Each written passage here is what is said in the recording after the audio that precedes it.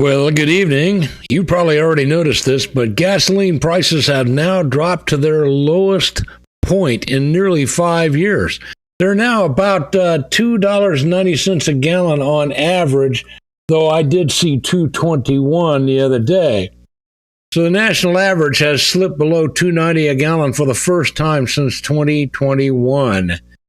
GoBuddy analyst Patrick DeHaan wrote that the current level of 2.897 per gallon, according to GasBuddy, the national average price of gasoline is the lowest it's been in 1,680 days. We finally erased the last of whoever was running the Biden auto pen administration. In an analysis posted on the morning of December the 8th, GasBuddy said the average price for regular leaded gas had dropped by 5 cents over the last week. Noted that the average price is down 17.6 cents from just 30 days ago. So this is very, very good. The common gas price seen by drivers was $2.79 per gallon unless you live in Texas. And a figure that GasBuddy said was down 20 cents from the previous week. With the national average falling even further, we are now at multi-year lows heading into Christmas. So barring any major disruptions, prices are likely to stay relatively low into the new year. And since America is now, once again, energy dominant, and we don't need to buy foreign gasoline, what could go wrong? I don't know. Diesel prices also dropped by 5.1 cents over the previous week. That's going to make truck drivers happy, and it's also going to mean when Santa's delivering all of his packages to the big box stores, it's going to cost less. According to the American Automobile Association, the average price of a gallon of regular gasoline stood at $2.95 on December the 8th, down 5 cents from 7 days ago. The association said a year ago the average price was roughly $3 a gallon. Currently, California has the highest prices in the nation at $4.46 per gallon, followed by Hawaii at $4.43. Now, you got to explain to me how Hawaii could be cheaper than California, but I got a feeling it's got something to do with Gavin Newsom. Anyway, Oklahoma seems to have the lowest price right now at $2.36 per gallon, but I've actually seen it lower than that here in Texas. Highest ever average price for gasoline and regular unleaded gas was reached back in 2022 when it topped $5 a gallon. President Trump and his administration have sought to demonstrate that the policies are working. Americans are better off than during the auto pen administration. The White House highlighted the GasBuddy report, saying it's evidence that the U.S. economy is going to pick up soon. It's also part of an emerging trend, a strong economic environment backed up by the actual data. Americans saw the national median rent fall for the fourth straight month. Hey, there's good news for renters. Weekly jobless claims plummeted to a 3-year low, mortgage rates near their lowest level in a year, and consumer sentiment has spiked. Last week, Trump signed a measure to scrap fuel economy requirements for gas-powered vehicles. This is known as the Corporate Average Fuel Economy Standard. And he said this is a move that would reduce the cost of living for many, including administration officials. Treasury Secretary Scott Bessent said the current government is dealing with inflation-related problems that were left behind by the auto pen. Inflation is a composite number, and I think we're on a glide path to lower inflation over the coming months, said Scott Bessent in a CBS News interview. And, of course, CBS is the only accurately named TV news station because if you watch CBS News, you will CBS. Just wanted to give you that happy news as we're entering the Christmas season. Say Merry Christmas to everybody you meet, please. The biggest problem that we're dealing with here in America right now is the absolute lawlessness. We're dealing with a lot of leftist, Marxist, mostly Democrats, and they intend to destroy the United States from within by bringing in tons of illegal aliens and allowing them to break the law and making sure that the law is not enforced. Give you an example, you probably heard about this, but on the Chicago Blue Line train back in the middle of November, 50-year-old Lawrence Reed, I've talked about him on this show, he poured gasoline on fellow passenger Bethany McGee, really beautiful young woman, and set her on fire while the train was in service. Now, McGee has survived, but of course her beautiful good looks have been destroyed forever. And Reed was arrested the following morning because they had him on video. He now faces charges of terrorism. Hopefully he'll get a life sentence. But at the time of the attack, he was already on probation. He had an electronic monitor on related to an active battery case stemming from an August incident where he assaulted a hospital social worker. His criminal record has more than 72 arrests going all the way back to 1993. Many of them were violent offenses. The Federal Transit Administration Administrator Mark Molinaro sharply criticized the circumstances that allowed a guy who had been arrested 72 times with many violent incidents on his record to be free walking around. It's unconscionable. They sent a letter to Mayor Brandon Johnson, and I think if you check his finances, you'll probably find he's on the take from the organized crime groups that run Illinois.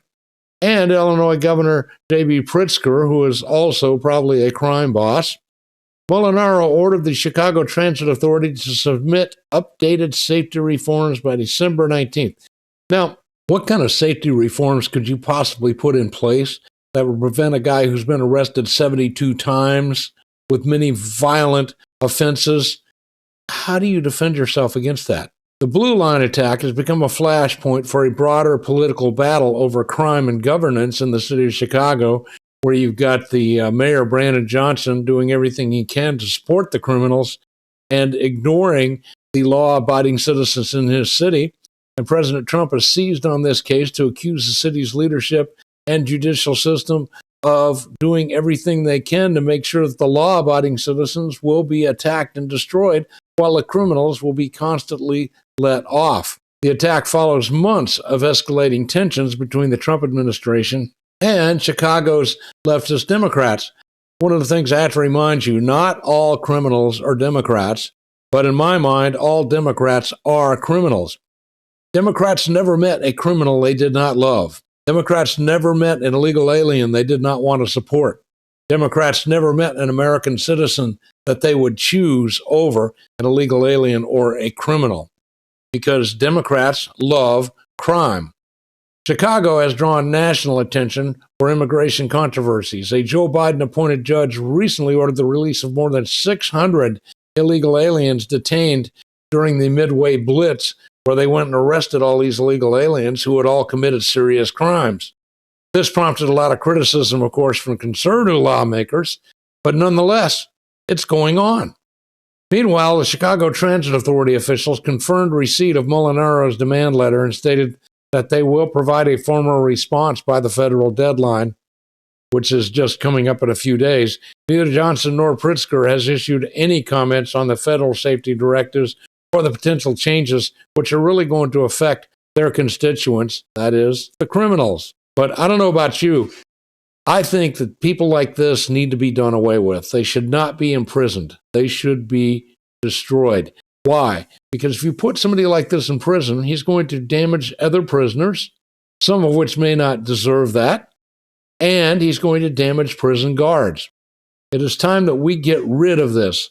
And death row, oh yeah, it needs to be put on. And as I've said before, put me in charge of death row. I'm going to put on 3 shifts, and we're going to clear out death row, because I don't think any murderer should ever have to wait more than 30 days to get his execution. And yeah, that means there might be 1 or 2 innocent people that slip through the cracks. But let me tell you something. When you enforce the law, when you take criminals off the streets, it makes life safer for everyone. So, in other news, you've probably heard low IQ Jasmine Crockett, a woman who's never had a really good paying job in her life. She's never made more than $90,000 a year, and now she's worth over $10 million.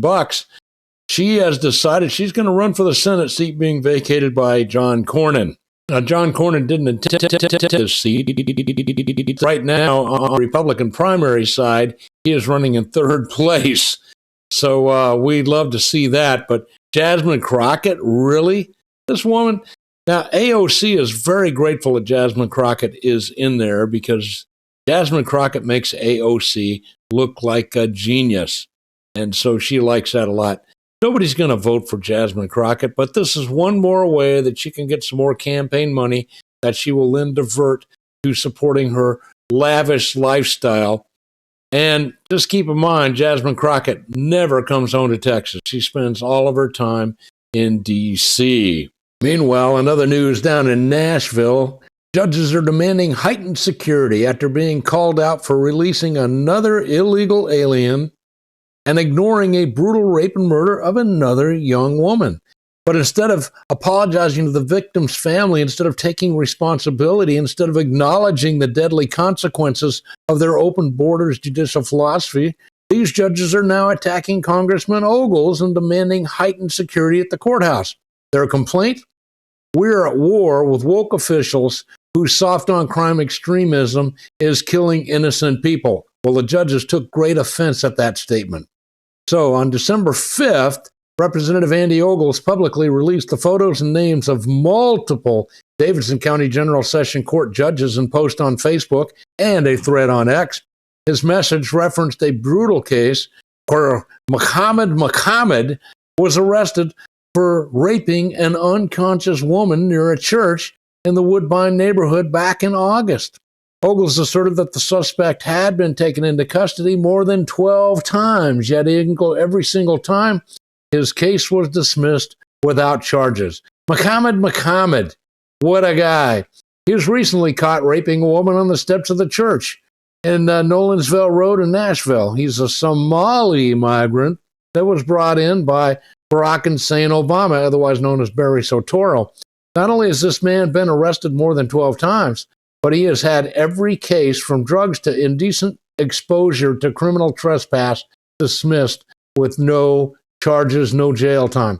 Every judge and prosecutor who let him off the hook happened to be a Democrat, because not all criminals are Democrats, but all Democrats are criminals.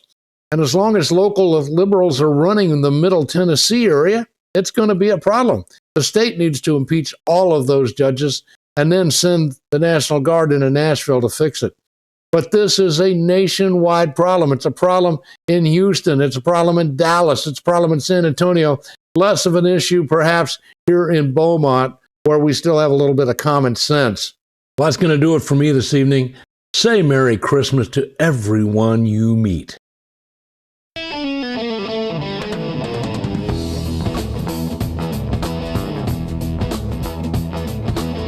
You have a choice, and you chose Freedom 1300.